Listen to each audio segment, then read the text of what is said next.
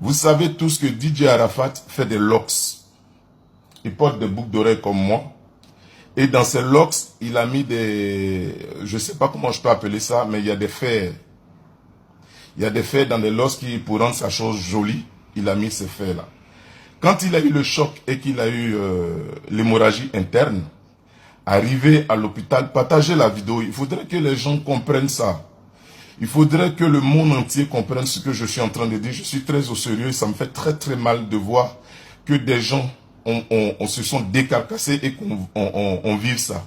Et que la famille, la pauvre Tina qui a été blâmée, la famille de DJ Arafat, sa femme, ses enfants, ses proches, ses parents qui sont indignés aujourd'hui, pour moi, ça n'a pas... On ne doit pas laisser ça passer. Il faudrait qu'on communique dessus pour que tout ça, ça s'arrête. Parce que ça peut arriver à quelqu'un demain. Depuis un certain temps en Côte d'Ivoire, les corps sont devenus aujourd'hui moyens de communication, moyens de publicité. Revenons à notre mouton. Je dirais tantôt que quand il est arrivé à l'hôpital et qu'il a fait l'hémorragie interne et qu'on a payé la caution à hauteur d'1 million, il fallait dans un premier temps mettre un anticoagulant. Je ne suis pas médecin. Je dis les dires de ce vieux père que je tais son nom, qui était sur place. Il fallait mettre un anticoagulant, essayer d'extraire le sang pour ne pas que ça touche le cerveau.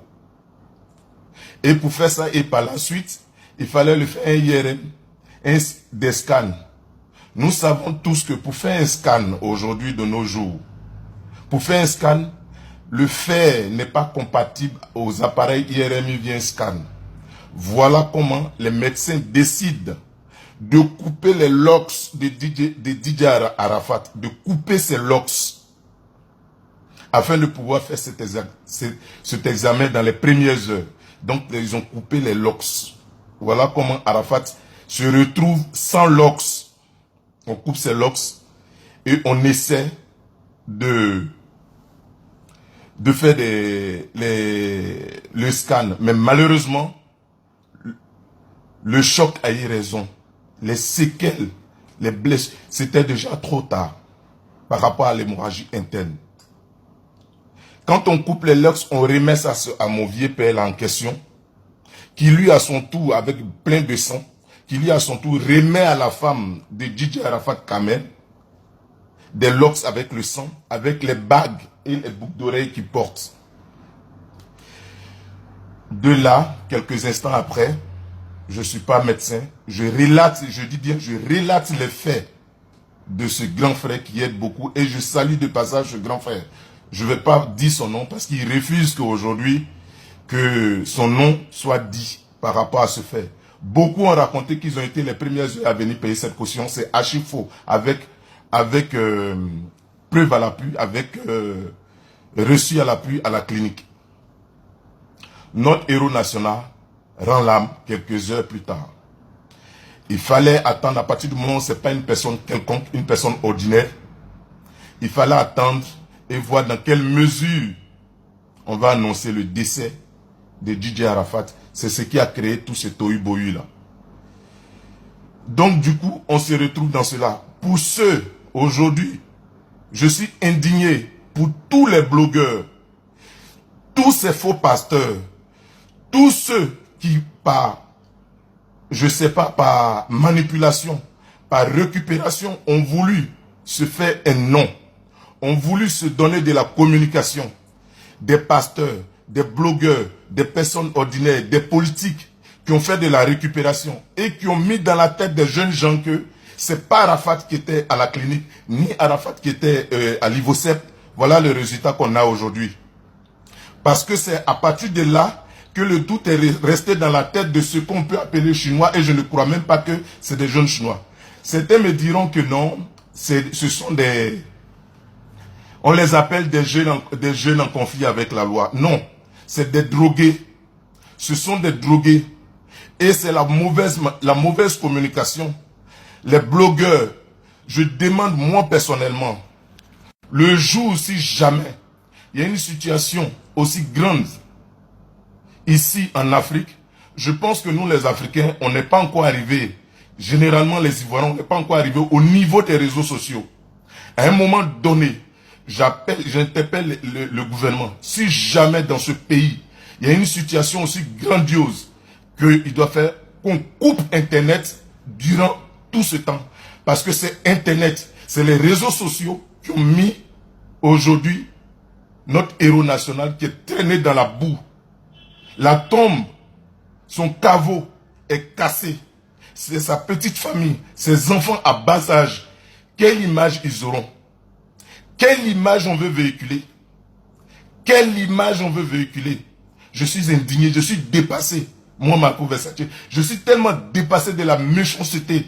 Les artistes, au début, dans les premières heures, j'ai fait une vidéo. Je dis ici que arrêtez de faire de la récupération, qu'il y a l'hypocrisie. Les gens m'ont traité de tous les noms, ils m'ont insulté sur les réseaux sociaux ici.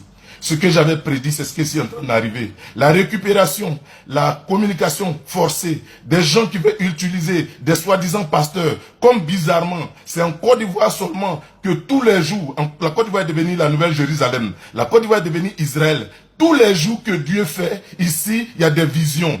Ici, il y a, si c'est pas on a vu Marie, on a vu Jésus. Si on n'a pas vu Jésus, il y a quelqu'un qui a vu Arafat en songe. Si on n'a pas vu Arafat en songe, Arafat m'a parlé. Si Arafat m'a pas parlé, Arafat est passé par moi pour venir parler à Tina. Arafat est passé par moi pour parler à Kamel. Arafat dit que j'ai mal au cœur. Arafat dit tout ça juste parce que des gens veulent se faire voir. Mais est-ce qu'un instant, est-ce que les gens ont déjà imaginé un seul instant qu'ils sont en train de mettre des parents? Sa pauvre mère, elle a passé tout son temps, cette dame-là. Les gens l'ont calomniée, l'ont blessée, même ce qu'elle est. Moi, je dis ici que je ne peux pas comprendre qu'aujourd'hui, tout le monde soit autour de notre ange Didier et qu'on ne refuse de respecter sa mère, même si elle est ce qu'elle est. Mais Dieu est passé par cette femme. Je ne peux pas dire des mauvaises paroles pour nous mettre au monde ce Didier. Pour nous mettre au monde ce Didier qui est devenu DJ Arafat aujourd'hui pour nous tous. Est-ce que c'est que ce taxe-là, je demande à l'IFOA, et ensuite, la deuxième chose que j'ai oublié de dire, quand je dis les gens sont dans la récupération, effectivement j'ai eu raison. Il a fallu simplement, comme dans les premières heures, certains ont voulu se donner de l'importance, parce qu'ils ont pensé qu'ils ont trouvé, il y a un comité d'organisation, ils ont pensé que c'est un gouvernement, il y a un président, il y a un vice-président, il y a tout ce qu'on peut citer, c'est pas nouveau pour tout le monde. Certains ont eu des airs, parce qu'ils ont voulu se faire de la communication. Quand on sont allés déposer notre jeune frère DJ Arafat à William Civil aujourd'hui, automatiquement, tout le monde est parti. Parce qu'il n'y a plus moyen de se donner de la valeur. Donc tout le monde est parti, ils l'ont laissé là-bas, seul, même pas de sécurité. Cette commission-là qui avait de sécurité, l'État qui a déployé, je ne sais pas combien de policiers, hier nous on était au Félicia. Ces policiers-là, ils n'ont pas été capables de rester ne serait-ce que 2 minutes. Donc, je dis, des gens sont dans la récupération. Et je confirme, je dis ça encore. Donc, c'est dommage qu'on vive ça. Cette comité-là a failli. Le côté sécuritaire a été vraiment... pour moi, il y a eu une faille. Parce que je ne dirais pas qu'ils ont été... que ça a été un problème, mais il y a eu une faille. Et c'est dommage qu'on se retrouve dans ce genre de situation. Partagez la vidéo. Partagez la vidéo. Il faudrait que ça arrive. Et que le président de la République, M. Alassane Dramane Ouattara, prenne ses responsabilités. Parce que c'est lui qui nous a donné le stade Félix Houphouët-Boigny pour qu'on puisse dignement organiser les obsèques de notre héros national. Il faudrait que ces gens soient identifiés. Il y a des vidéos qui circulent. Donc, on peut identifier ces personnes et ils vont nous dire qui les a envoyés pour que lumière soit faite sur cette affaire. C'était juste mon indignation. Dans tous les cas, on ne peut pas plaire à tout le monde parce que certaines personnes diront que toi aussi, qu'est-ce que tu es en train de faire? Dis ce que vous voulez, mais à un moment donné, il faudrait que des gens comme moi aient le courage de dire la vérité aux gens. Et je vais toujours dire la vérité. Dans le milieu du showbiz, les gens nous connaissent pour ça, je dis la vérité. Et c'était à un certain moment de la vie, il faudrait qu'on essaie d'être... Il faudrait que l'Africain comprenne. On a vu la mort de Michael Jackson. Jamais quelqu'un allait déterrer Michael Jackson. Et ensuite, il y a quelque chose même que j'oublie. Tout un être humain sur cette terre a un village. Généralement, les grands hommes sont enterrés dans le secret. Généralement. Houphouët-Boigny, qui appartenait tout à l'Afrique, était enterré dans le secret.